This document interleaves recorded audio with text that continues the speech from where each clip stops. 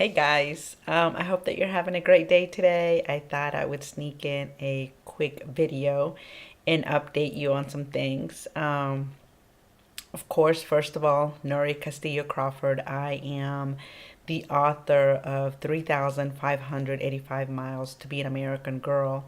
You can find the book on Amazon, Barnes and Nobles, and of course my website, 1010 Publishing.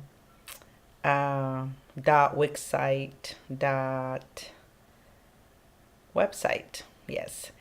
Um, Also follow me on Twitter, guys, at RLNUNUCC. So RLNUNUCC. Also, you can find me on Twitter on 3,585 Miles to Be an American Girl. I'm on LinkedIn under my full name, Nuri Castillo Crawford, and you can also find me on Facebook that way. Instagram under 1010 Publishing, and on Facebook under 1010 Publishing. Shoot me an email at 1010publishingus@gmail.com, or you can call me at 470-440-0018. 470-440-0018. So if you're new to the videos, I try to start with a quick immigration contribution to the United States of America, the land of immigrants and a melting pot of the world. Super proud to be here and super proud to be an immigrant and a contributing factor to the progress and the success of this country. And then we talk a little bit about publishing and writing your book, which I hope you've been working on. And then a little bit about what I'll be doing this the rest of the weekend with my book, 3,585 Miles to Be an American Girl. So let's get started really quick. So one of the things that I was reading about last week, or later last week, yeah, was that 83% of the finalists of the 2016 Intel Science Talent Surge were children, high school students, children of immigrants. 83% of like the top smartest kids in science in this country are children of immigrants. That's amazing. I love it. So that's about 33. Did I read it? Yeah. 33 out of 40. 33 out of the 40 kids who were finalists for this Intel Science Talent Search were children of immigrants. So congratulations to those kids. That data is from 2 years ago, but hooray and kudos. I can't wait to look at the latest data from the last year. So that's the tidbit about immigrants for this week. So just thinking about talking to someone who's actually writing a book that is fiction. And, you know, the one thing that I will say is that details are very, very important. So like we were talking about, some of us start writing the book and we take breaks, things get in the way, and then you get back up and you pick up the book. So sometimes we forget about some of those little details that we have started with. For example, let's say on chapter 2, the character gets a haircut. And then you forget about the darn haircut because it's just such a minor thing. It's not like a huge thing in the book. It's not like the big plot or the apex of the story. So maybe 3 chapters later, you have the girl character, the female character, putting her hair up in a bun after getting ready for a long run or whatever, making that part up. So it's not a big deal, of course, but to the reader it is, right? The reader's like, hey, didn't she just get a haircut, like a little crew cut or whatever, like really super short? So that, or I don't know, like as you introduce the character, he has light brown eyes, and later on in the story, the girl's looking at him and she's looking deep into his eyes, and you say like deep, I don't know, light gray eyes or something. again, that throws the reader off. It's a big deal to the reader.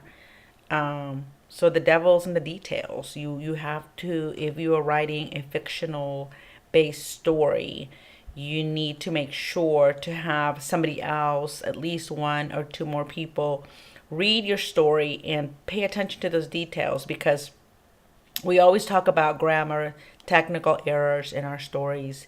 And of course, that's super important. And we've talked about book covers, and how that's a huge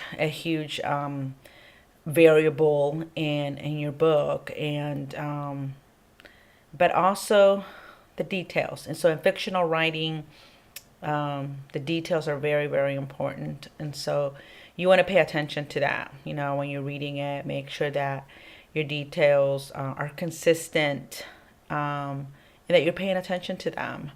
Because again, to the writer, it's minor, and who knows, who cares. It also goes to like mentioning something, right? So if you're writing a fictional story and the character in three different chapters leaves the room and enters the kitchen, unless that's a huge part of your story, you might not want the character to always be entering the kitchen. Do you know what I'm saying? Like, you need to put some variety in there. You don't want it to become predictable and or boring, to say the least. So again, the devil's in the details. Pay attention to those minor details so that your story can flow. It can still grab the reader's attention, and it doesn't throw anybody off because the details don't match up or align to each other. So that's the writing tip for this week. I encourage you to keep writing. Encourage you to pick up that manuscript. Hit me up if you need any advice. I know that some of you have, and I'm more than happy to help you sort out any questions that you have. So let's keep in touch, and let's help each other out, motivate each other, and elevate each other. Super excited. Thursday evening at 5:30 to 7 o'clock, I will be at Meadowcreek Elementary School here in Gwinnett County. They're hosting their international night, and I will be there. I'm super honored to be there. One of my very close friends is an assistant principal there, so shout out to Arsha. She's awesome and definitely very supportive. One of those people that I always talk about, making sure that you have supportive people, your cheerleaders, part of your tribe. So she definitely is one of those people, and has always been since I've met her. She's just always been very consistent about that. So I'll be there Friday morning at 8:30. I'll be at Rose Academy in Tallahassee, Florida. My nephew is actually a student there, and if you haven't been following me on like Facebook or on Twitter, etc., he has given me a set of rules. So check them out; they're hilarious. I promise you to repost them. So they're super funny. His name is Noah, so I can't wait to see him. And so I'll be there then. And then at 11:30, I go to Roberts Elementary School, part of Leon County Public Schools in Tallahassee, Florida as well. Now, I'm super excited about both of those schools. But that evening, from 6 to 9 p.m., I will be at the Rickards High School Media Center. I attended Rickards High School. Now they're like the Raiders, but when I was there, we were the Redskins. And so I'm super excited to be there. I'm hoping that some of my friends will come out and check me out. I know that I'll have some of my tribe out there. My sister will definitely be there, and I have my girlfriends that I used to teach with when I lived in Tallahassee, Florida. Nidra and Myra will be there, and they've always been so supportive of me, and I love them to death. So we'll definitely have a good time. Shout out to Charles Williams. I went to high school with him, and he has set all of this up. He's going to be running for school board member, and I intend to repay the favor and support him as well. He will do a great job because even without being a board member, he's been working on some advocacy work towards our alma mater high school, Rutgers High School, and improvements on the ground, etc. So it's been amazing to see the progress on that and having his vision come to fruition. So definitely want to be supportive of not only the students at Rutgers High School, but of course my classmate as well, doing big things. So that's Friday night. And Saturday morning from 11 a.m. to noon, so just 1 hour, I will be at the Leroy Collins location, the main public library in Tallahassee, Florida. Because the Friday event is only for adults, and so the Saturday morning from 11 to noon, I will be signing books, autographing books, and just reading the story.